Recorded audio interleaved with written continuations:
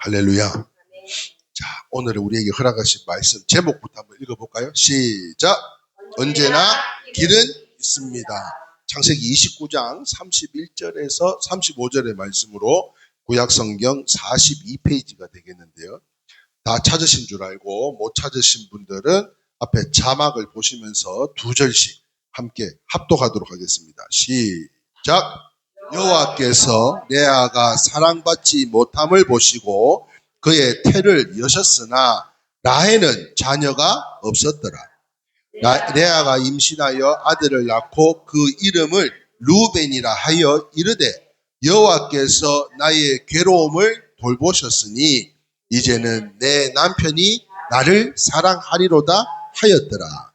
그가 다시 임신하여 아들을 낳고 이르되 여호와께서 내가 사랑받지 못함을 들으셨으므로 내게 이 아들도 주셨다 하고 그의 이름을 시므온이라 하였으며 그가 또 임신하여 아들을 낳고 이르되 내가 그에게 새 아들을 낳으리니 내 남편이 지금부터 나와 연합하리로다 하고 그의 이름을 레위라 하였으며 그가 또 임신하여 아들을 낳고 이르되 내가 이제는 여호와를 찬송하리로다 하고 이로 말미암아 그가 그의 이름을 유다라 하였고 그의 출산이 멈추었더라. 아멘. 미국에요 2019년도부터 시작을 해가지고 지금까지 시즌이 시즌 2, 시즌 3 이렇게 바뀌어가지고 미국 방송국 중에 TLC라고 하는 방송국이 있는데 이 TLC 방송국에서 방영하는 프로그램 중에 당신이 없었을 때 While You Were Out이라고 하는 방송이 있다고 합니다. 당신이 잠깐 부재 중일 때 이러한 내용의 방송이 이 방송이 무엇인가 봤더니 부부 중에 한 명이 은밀하게 인테리어 업자를 만나가지고 배우자가 일이나 여행으로 잠시 출타했을 때에 집 하나, 그 방 하나를 완전히 새 방으로 꾸며주는 그런 프로그램을 하는 프로그램이라고 합니다. 그때 출타한 배우자는요, 방을 꾸미는 내용을 전혀 모르는 것이지만 그 일을 계획한 배우자는 그 방을 아름답게 만들려고 노력을 더하며 열심히 같이 일을 한다는 거예요. 사실 하나님께서도요, 일하시는 방법은 이와 유사한 방법이 아닌가 하는 걸 생각해 보게 됩니다. 무슨 말인가 하면 하나님은 우리가 어떤 일을 전혀 모를 때에 그러니까 지금 이 순간에도 우리를 위해서 지금도 일하고 계시는 줄 믿으시면 아멘입니다. 아멘이세요? 우리가 모르는 사이에 이 배우자가 모르는 사이에 그 인테리어 업자를 만나서 방을 수리하는 것처럼 우리 하나님도 우리가 모르는 이 시간에도 주님께서는 지금도 일하고 계신다는 거예요. 그러므로 현재 눈에 보이는 것으로 모든 상황을 판단해서는 안 되는 것이기에 환경과 역사의 커튼 뒤에서 깜짝 선물을 우리에게 주시려고 할렐루야 우리에게 복을 주시려고 우리를 위해 열심히 일하시는 하나님의 모습을 믿음의 눈으로 바라볼 수 있어야 되지 않겠냐는 것입니다. 그러므로 하나님은요 언제나 공평과 정의로 따라합시다. 심는 대로 거두게 하십니다. 믿으시면 아멘입니다. 하나님은 심는 대로 거두게 하시는 분이라는 거예요. 얼마 전에 한 의사 선생님으로부터 이런 이야기를 들었습니다. 목사님, 요새 병원 경영이 굉장히 어렵습니다. 이런 이야기를 해요. 심지어 개업했다가도 옛날에는 병원 의사만 되면 개업하면 승승장구하는 줄 알았는데 요즘은 심지어 개업했다가 망하는 의사들도 굉장히 많다는 거예요. 그러면서 목사님 사람 잘 고치는 실력이 있는 의사라고 돌 잠버는 거 아닙니다. 그렇게 이야기하는 거예요. 그러면서 병원이 잘 되려면 첫 번째가 뭐냐? 장소가 굉장히 중요해요. 장소. 두 번째는 뭐냐? 친절해야 된다는 거예요. 세 번째가 뭔가 하니 세 번째가 실력이라는 거예요. 첫 번째가 뭐라고? 장소. 두 번째가 친절. 세 번째가 실력. 무슨 말입니까? 그만큼 장소가 몫이 중요하더라. 요새 교회도 마찬가지입니다. 교회가 성장을 하려면 첫 번째는요, 장소가 중요합니다. 두 번째는요, 인맥이 굉장히 중요하고요. 예? 세 번째가 영역이요. 영역. 첫 번째가 뭐라고요? 장소. 두 번째가 인맥. 세 번째가 영역. 이 영빨은 셋째라니까 지금. 그러니까 목사님 중에들도요. 많은 목사님 중에도 어떤 면에서는 말씀과 기도에 목숨을 거는 분들보다는, 다시 말하면 성도님들이 변화가 나타나기를 소망하는 마음으로 정말 말씀과 기도로 최선을 다하는 목사님보다는 교회 건축이나 신도시 입주에 목숨 거는 목사님들이 굉장히 많으시다.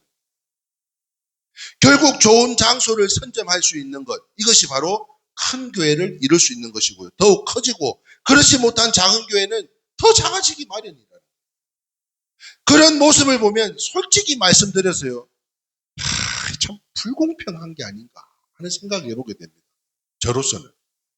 저로서는 참 이렇게 아파 쓰러지고 막 넘어져도 새벽같이 달려가서 정말 그 장애우들을 위해서 어떻게든 영향력을 끼쳐보겠다고 달려나가는 그러한 모습들을 볼 때 삶이 어떤 부분에서는 참 불공평한 게 아닌가 하는 것을 느낄 때가 있어요. 그러나 따라합시다. 하나님은 심는 대로 거두게 하십니다. 그러므로 눈에 보이는 것만 가지고 인생을 속단해서는 안 된다는 거죠. 신앙도 마찬가지입니다. 속단하면 안 되는 거예요. 하나님의 선하심을 믿고 땀 흘리고 인내하면 하나님은 반드시 선한 기도는 그 어떤 것도 땅에 떨어지지 않게 하여 주실 줄 믿습니다. 분명한 것은요, 승리는 갑자기 주어지는 것이 아니더라고요. 정말 참된 승리는 갑자기 주어지는 것이 아니라 오랫동안의 고뇌와 눈물과 아픔과 고통을 통해서 주어지더라는 거예요. 그러므로 고난을 당해도요, 실망하지 말고 응답이 늦어도 기도를 중단하지 마시기 바랍니다. 그 이유가 뭐라고요? 우리 하나님은 공평하신 하나님이기 때문이다. 믿으시면 아멘입니다. 그러므로 오늘의 말씀은요, 무슨 말인가 하면 불공평을 이기게 하는 고백이라는 거예요. 오늘의 말씀의 주제가 바로 그겁니다. 불공평을 이기게 하는 고백. 오늘 본문 창세기 29장 31절에요. 하나님의 공평하심을 잘 보여주고 있는 본문의 내용이 나오는데요. 31절. 제가 봉독합니다. 여호와께서 레아가 사랑받지 못함을 보시고 그의 태를 여셨으나 라헬은 자녀가 없었더라. 무슨 말인가 하면 언니가 레아입니다.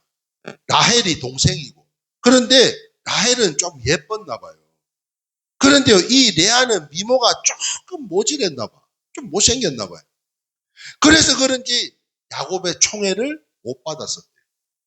대신에 하나님은 총애를 못 받고 사랑은 못 받았지만 레아는 그의 태의 문을 열어줘가지고요, 자녀들을 생산하게 되었는데, 사랑하는 성도 여러분, 하나님은 어느 한쪽을 막으시면 다른 한쪽을 꼭 열어주시는 분인 줄 믿으시면 아멘입니다. 이 얼마나 공평하신 하나님이에요. 그런데 말입니다. 하나님은 한 사람에게 완벽한 축복을 주지는 않더라고요. 다시 말해서 행복하기만을 생각한다면 재벌을 한번 생각해 보세요. 돈 많은 재벌들이라고 근심 걱정 없겠어요? 거기는 거기 나름대로의 근심 걱정들이 수두룩백백할 겁니다. 그러므로 사랑하는 성도 여러분, 그처럼 우리에게도 행복의 씨앗과 불행의 씨앗이 동시에 우리에게 있는 것인데, 중요한 것은 내게 있는 축복과 내게 있는 행복의 씨앗을 발견할 수 있는 영안이 있어야 된다는 거예요. 그게 믿음인 줄 믿습니다. 그게 감사하는 자세라고 생각해요. 그 추수감사절의 의미가 뭐예요? 우리가 이렇게 어렵고 힘든 때에 금식하며 기도를 선포했던 그들이 이제는 우리가 감사의 시간들을 하나님 앞에 오히려 금식할 그 시간에, 기도할 그 시간에 감사를 선포하자고 해서 추수감사절이 만들어진 것처럼, 사랑하는 성도 여러분, 그게 우리가 감사할 자세라는 거예요. 행복의 씨앗을 발견하는 것. 그러므로 진정한 행복이 무엇인가 생각해 봤을 때요, 같이 한번 읽어봅시다. 시작. 새로운 축복을 받는 것보다는 축복을 새롭게 발견하는 것. 할렐루야. 여러분, 지금 우리가 이 작은 공간 안에 함께 모여 예배드리지만 우리가 긍정적으로 찾고자 한다면 감사가 넘쳐나게 될 줄 믿습니다. 아멘이세요? 살다 보면 삶이 불공평하게 느끼는 때가 얼마나 많습니까? 그래도 우리 하나님은 선하시다는 것을 확신하고 그 상황을 극복해내야 되는 것인데, 자, 그렇다면 이 불공평한 상황을 극복하고 넉넉한 마음으로 인내하며 어떻게 하면 살 수 있을까 하는 것을 우리 함께 나누고자 하는데요. 그것을 위해서 여러 가지 고백 가운데 오늘 두 가지만 나누려고 합니다. 그 첫 번째가 뭐냐면요. 불공평한 상황을 극복하고 넉넉한 마음으로 인내하며 살 수 있을까요? 여기에 첫 번째, 시작. 르우벤의 고백입니다. 자, 오늘 다시 본문 29장 32절의 내용을 보니까요. 제가 봉독합니다. 레아가 임신하여 아들을 낳고 그 이름을 르우벤이라 하여 이르되 여호와께서 나의 괴로움을 돌보셨으니 이제는 내 남편이 나를 사랑하리로다 하였더라. 무슨 말인가 하면 언니 레아는요, 첫 번째 아들을 낳고 이제 내가 라헬보다는 조금 못하지만 그래도 내가 그 야곱의 아이를 생산했음으로 인해서 이제 내 남편이 나를 사랑해 줄 거야. 이렇게 기대하고 희망을 담긴 말을 지금 이야기하고 있다. 그러니까 르우벤의 고백이란, 같이 한번 읽어볼까요? 르우벤의 고백이란, 시작. 희망의 말을 많이 하겠다. 할렐루야. 저는 우리 사랑하는 성도님들이 어떤 상황과 환경 속에서도 불평과 불만이 아니라 이렇게 르우벤과 고백과 같이 우리가 희망의 말을 품을 수 있기를 주님의 이름으로 축원합니다.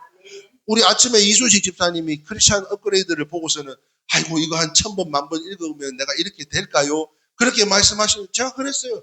내 안에 지금 시기, 질투, 불평, 불만, 부정적인 거, 이 긍정적인 것이 못한 것이 있다 할지라도 내가 희망이라는 두 글자를 품는 그 순간 그 모든 악한 것은 나가게 될 줄 믿습니다. 그런 희망을 품자는 거예요. 희망. 르우벤의 고백이 우리의 고백이 되기를 소망한다는 거예요. 그러므로 사랑하는 성도 여러분, 살면서 언니 레아처럼 외롭고 힘든 상황을 처하면 무엇보다 희망의 말을 많이 하실 수 있기를 주님의 이름으로 축원합니다. 때로는요, 제가 이순식 집사님하고 이렇게 세종에서 오가면서 같이 차 안에서 있을 시간이 많으니까 이런 이야기 저런 이야기 하다 보면 저도 넋도리를 이렇게 한 번씩 할 때가 있어요. 그러면 우리 이순식 집사님이 참 한편으로는 감사한 게 그래요. 아이고 목사님 이 지금보다도 훨씬 더 잘 될 거요. 말이라도 아이고 내 집사님 이래서 죽겠고 저래서 죽겠고 이건 이래서 힘들고 저건 저래서 힘든데 아니요 목사님 더 잘 될 거라고. 그건 그렇게 하는데 제가 시키는 거는 절대 또 안 하지만 그럼에도 불구하고 희망의 말씀을 하신다는 거예요.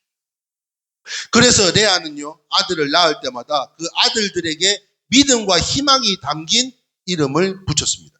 오늘 본문 창세기 29장 33절에 한번 볼까요? 다시 한번 읽어봅시다. 시작. 그가 다시 임신하여 아들을 낳고 이르되 여호와께서 사랑받지 못함을 들으셨으므로 내게 이 아들을 또 주셨도다 하고 그의 이름을 시몬이라고 하였으며. 자, 그렇습니다. 감사의 고백을 담아 아들 이름을 시몬이라고 지었다는 거예요. 아까 르우벤은 뭐라고요? 희망. 지금 이 시몬은 감사. 그리고 창세기 29장 34절 이제 셋째 아들입니다. 같이 한번 읽어봅시다. 시작. 그가 또 임신하여 아들을 낳고 이르되 내가 그에게 새 아들을 낳으리니 내 남편이 지금부터 나와 연합하리로다 하고 그 이름을 레위라 하였으며. 연합입니다. 연합. 합력하는 거예요. 희망, 감사, 연합, 소망의 고백을 담아 아들의 이름을 레위라고 지었다. 레위. 이제 남편이 나와 연합할 것이다. 이렇게 희망적인 말을 선포하며 그 아들을 레위라고 지었다는 거예요. 그리고 넷째 아들을 낳고는요. 이제는 항상 여호와를 찬송하며 살리라 고백을 담아서 아들의 이름을 유다라고 지었다고 합니다. 자, 그러면은 다시 르우벤은 뭐라고요? 희망. 그 다음에요? 감사. 그 다음에 연합, 합력. 그 다음에요? 유다가 뭐라고요? 찬양이라고, 찬양. 찬송. 이제는 항상 여호와를 찬송하며 살리라. 이 고백을 담아서 아들의 이름을 유다라고 지었는데 그렇습니다. 그처럼 희망이 없어 보일 때마다 더욱 희망적인 말을 하면 정말 희망이 생기는 줄 믿으시면 아멘입니다. 긍정적으로 생각하는 거예요. 그래서요, 여러분, 어떻게 성경에 이런 말씀이 있어요. 같이 한번 읽어봅시다. 민수기 14장 28절입니다. 시작. 그들에게 이르기를 여호와의 말씀에 내 삶을 두고 맹세하노라. 너희 말이 내 귀에 들린 대로 내가 너희에게 행하리니. 할렐루야. 여러분, 그러면 이제 무슨 말을 해야 되겠습니까? 우리가 어떤 말을 해야 되겠어요? 우리의 심령에 무엇을 품어야 되겠어요? 무슨 말입니까? 사랑하는 성도 여러분, 자, 앞에 한번 봅시다. 시작. 우리가 안 돼 하고 하면 하나님은 안 되게 하신다는 거예요. 그러나 우리가 될 줄 믿습니다. 그러면 하나님은 되게 하실 줄 믿습니다. 그렇습니다. 믿음의 말에는 엄청난 능력이 있더라는 거예요. 네? 아유, 저 빌어먹을 놈. 진짜 빌어먹을 놈 되는 거예요. 그러나 좀 내 속에는 안 차지만, 힘들지만, 아프지만, 아유, 저 잘 될 놈, 저 대성할 놈, 하게 될 놈. 우리가 잘 아는 출애굽기 15장에 보면요, 이스라엘 백성들이 출애굽을 하고 난 이후에 3일 만에 물이 떨어졌는데, 아니 세상에 마라의 쓴물을 만나게 됩니다. 쓴 연못을 만나게 됩니다. 하나님을 원망할 때 모세가요, 하나님의 지시대로 나뭇가지를 하나 그 쓴물에 던졌더니 쓴물이 어떻게 됐어요? 단물이 되었어요. 그때 마라의 쓴물에 던진 나무가 무엇을 상징한다고 했습니까? 십자가. 네? 왜 두 분은 대답을 안 하고? 네? 십자가에 맞아요, 권사님. 십자가예요, 십자가. 이 마라에 던진 나무, 주님께서 이 모세에게 그 명하실 때 그 나뭇가지를 던졌더니 그 쓴물이 단물이 되었어요. 자, 그런데요, 그러나 중요한 것은 뭐냐면 십자가를 상징하기도 하지만 무엇보다도 믿음의 말을 상징하는 게 아닌가 하는 거예요. 아니, 지금 출애굽하기 전에 3일 전에는 막 할렐루야 이런 모세가 없었다니까요. 칭찬이 일색이었습니다. 그런데 그 3일 밤낮 가운데 먹을 물이 떨어졌다는 이유만으로 불평과 불만이 넘치고 있는 그때에 잠언 15장 4절 말씀에 이런 말씀이 있습니다. 같이 읽습니다. 시작. 온순한 혀는 곧 생명나무이지만 패역한 혀는 마음을 상하게 하느니라. 무슨 말입니까? 좋은 말을 하는 혀는 생명나무와 같지만 그 생명나무를 어려운 환경에 던지게 되면 어려운 환경은요, 곧 좋은 환경으로 변하게 된다는 거예요. 요새 사람들이요, 하나같이, 저부터도 그렇습니다만, 힘들다, 어렵다, 죽겠다, 이런 소리를 입에 달고 살아요, 달고 살아. 그러나 그럴 때일수록 믿음의 말을 통해서 희망을 우리가 만들어내야 되는 것으로요. 세계 2차 대전 때에 제일 처음으로 독일의 폭격을 당한 곳이 바로 영국 런던이라고 합니다. 그런데 그때 그 신문사들이 이제 이렇게 막 대자보 신문에다가 이렇게 계속 뉴스가 나오더래요. 뭐라고요? 시작. 어제도 무수히 폭격을 당했습니다. 어제도 당했습니다. 오늘도 폭격을 당했습니다. 모든 것이 부정적인 보도만 나오더라는 거예요.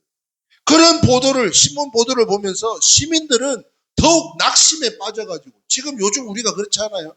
하루의 일과를 마치고 육신이 피곤한 가운데 집에 가서 씻고 저녁 먹고 딱 TV 앉아서 뉴스 좀 보려 그러면 중학생이 엄마를 죽였다고 하지를 않나, 뭐가 어떻고, 세상에 이런 사건 사고가 요즘. 그 사실을 깨닫고요, 이렇게 절망에 빠진 시민들을 생각하며 그 사실을 깨닫고 런던의 신문 편집장들이 모여서 이제 우리가 희망을 좀 보도하자, 희망을. 그래서 그 다음 날부터는 런던 신문에 자국의 군인들이 늠름하게 싸우는 모습, 또한 후방에서 피해 복구를 위해서 애쓰는 모습들, 그뿐만 아닙니다. 교회에서 기도하는 성도들의 모습들을 보도를 했을 때 점점 국민들의 희망을 가지기 시작했고요. 결국 그 전쟁은 승리로 이끌 수 있었다는 것입니다. 그러므로 사랑하는 성도 여러분, 절망을 말하면 더 절망하게 되고요. 희망을 말하면 진짜 희망을 붙잡게 되는 것으로 사랑하는 성도 여러분, 무엇보다도 희망을 선포하는 저와 여러분들이 다 되시기를 주님의 이름으로 축원합니다. 두 번째 한번 보겠습니다. 두 번째. 불공평한 상황을 극복하고 넉넉한 마음으로 인내하며 살 수 있을까요? 어떻게 해요? 두 번째 같이 읽어봅니다. 시작. 유다의 고백이에요. 아까 르우벤의 고백은 희망이라 그랬고요. 시므온은 감사, 레위는 연합, 합력이라 그랬고요. 유다의 고백은 아까 말씀드린 대로 찬양, 찬송이라고 했습니다.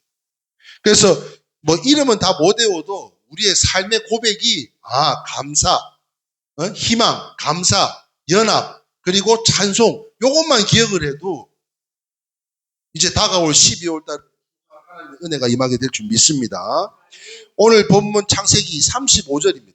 29장 35절 제가 봉독합니다. 그가 또 임신하여 아들을 낳고 이르되 내가 이제는 여호와를 찬송하리로다 하고 이로 말미암아 그가 그의 이름을 유다라 하였고 그의 출산이 멈추었더라. 레아는요 넷째 아들을 낳고 하나님을 찬송하며 영원히 감사하며 살겠다고 다짐을 했어요. 그래서 그의 아들 이름을 유다라고 지었다고 합니다. 여기서 유다의 고백이란 무슨 뜻을 갖고 있는가 하면 같이 읽어봅니다. 시작. 하나님께 찬송하고 감사하며 하나님 중심, 예배 중심으로 살겠다. 이렇게 다짐하는 뜻이라는 거예요. 마태복음 6장 33절 우리가 잘 아는 말씀이죠. 같이 한번 읽어봅니다. 시작. 그런즉 너희는 먼저 그의 나라와 의를 구하라. 그리하면 이 모든 것을 너에게 더하시리라. 무슨 말입니까? 하나님 중심의 삶을 살면, 교회 중심의 살면, 말씀 중심의 삶, 기도 중심의 삶을 살면 하나님께서 우리들의 필요한 것을 다 채워주시겠다는 거 아니에요? 그러나 하나님의 중심적인 삶을 노력 없는 삶으로 오해하지는 말아야 될 것이요. 성도는 열심히 예배드리고 열심히 땀도 흘려야 될 줄 믿습니다.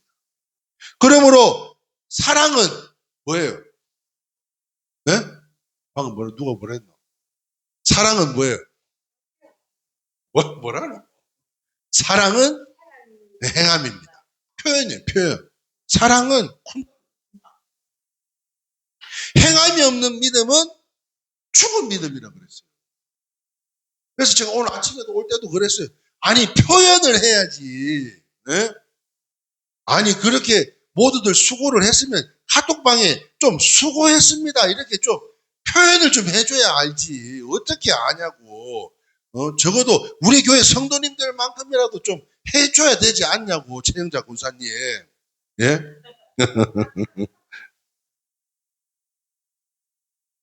성공하려면요, 지혜도 짜내고 정보도 얻고 발품도 팔아야 됩니다.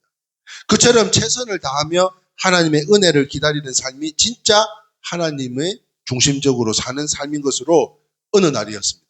한 처녀가 결혼을 상대자인 남자친구를 자기 집에 데려왔대요.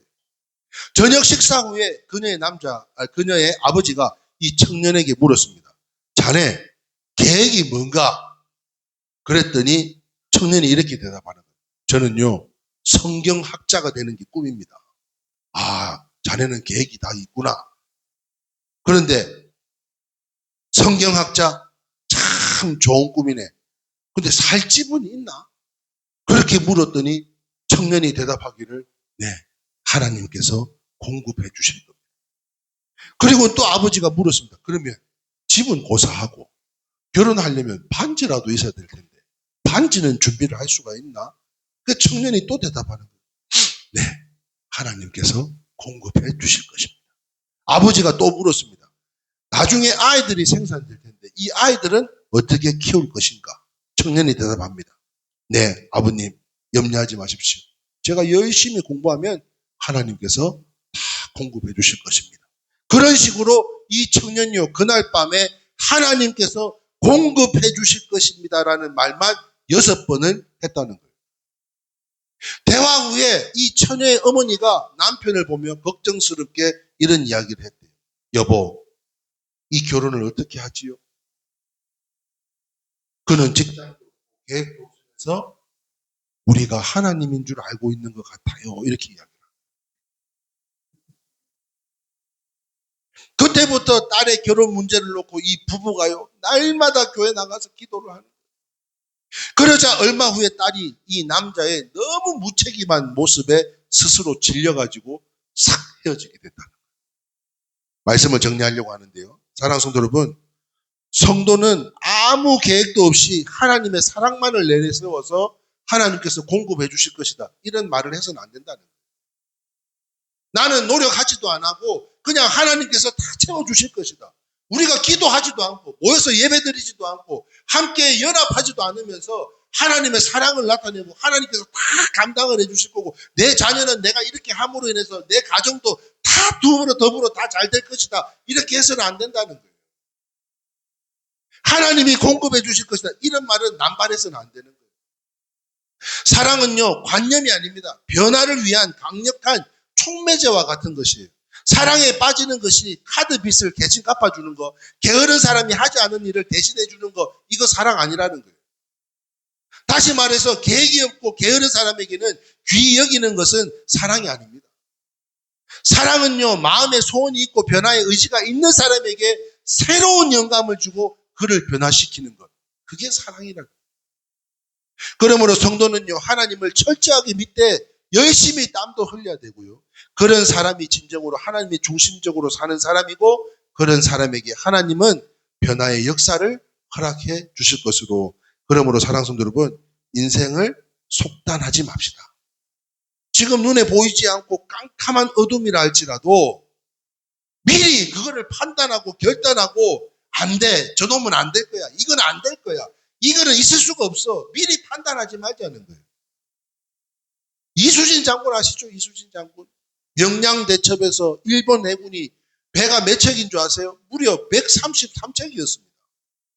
그런데 기껏 해봐야 자기가 갖고 있는 거는 몇 척? 그래서 뭐라 그랬어요? 아직 신에게는 12척의 배가 있사옵나이다, 이렇게 이야기한 거 아니에요? 133척 앞에서. 사랑하는 성도 여러분, 이 말과 같이 따라합시다. 언제나 길은 있습니다. 2024년이 이제 아닌 12월 한 달이나 남았어요. 한 달, 2024년이 이제 2024년이 한 달 남았네, 이게 아니고 2024년이 한 달이나 남았다니까요. 한 달이나. 우리가 기도하며 계획했던 모든 것들, 이제 얼마 남지 않은 한 해라는 이 시간 속에 이제는 근심과 걱정이 아닌 새로운 희망을 품고, 할렐루야, 희망이라는 두 글자를 통해서 여러분 포기하지 맙시다. 할렐루야. 그 어떤 것도 포기하지 말고 하나님 중심, 예배 중심으로 감사의 제사로 우리의 삶의 예배가 되어서 끝까지 이기고 승리하는 올 한 해가 다 되실 수 있기를 우리 주 예수님의 이름으로 축원드리옵나이다. 우리 같이 한번 다시 한번 읽어봅시다. 시작. 아직 신에게는 12척의 배가 남아있사옵나이다. 예? 할렐루야. 그런 믿음으로 나아가는 저와 여러분들이 다 되시기를 소망합니다. 복음성가 중에 이런 찬송이 있습니다. 할 수 있다 하시니는. 우리 이 찬양으로 마지막 모든 순서를 마치도록 하겠습니다.